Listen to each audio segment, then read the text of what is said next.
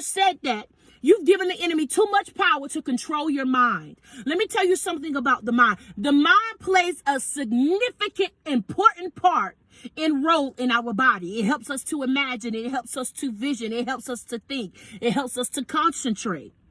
It helps us to vision.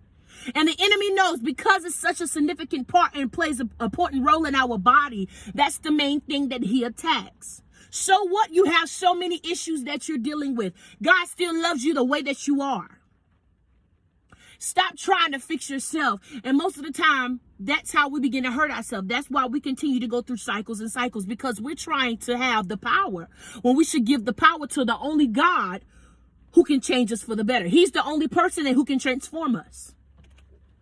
So as long as you try to keep trying to change yourself, you're moving God out of the way of being God in your life. Don't do it. Let him change you. So what? You have a problem with smoking? Let God change you.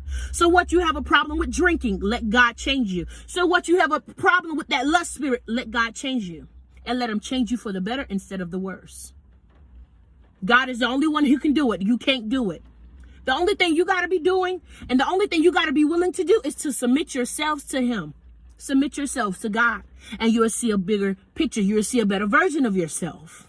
If you want to see a better version of yourself, first you got to get on your knees and you got to say, hey, Lord, help me, please.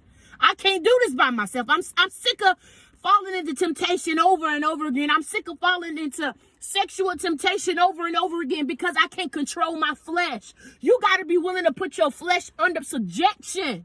I'm telling you, because I know through experience. And it's a hard thing to do. But you got to do it if you love God. If you love God, put your flesh under subjection. If you want to be in a better place than where you are now, put your flesh under subjection. You got to learn to tell that flesh what to do instead of letting it tell you what to do. They could potentially cause you to go to hell. Don't do it. We're in a new year. New year, new mindset, new friends. Because of those friends that you have in your circle now is not benefiting you if you continue to do the same things. And listen, this is how you know that your friends are truly from God.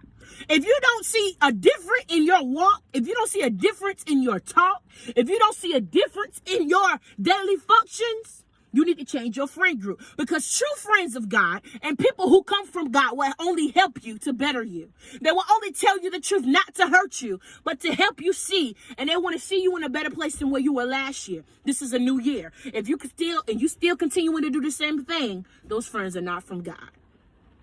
And that's you delaying your blessings. Let's get on the right track here. I love you, and the devil can't do nothing about it.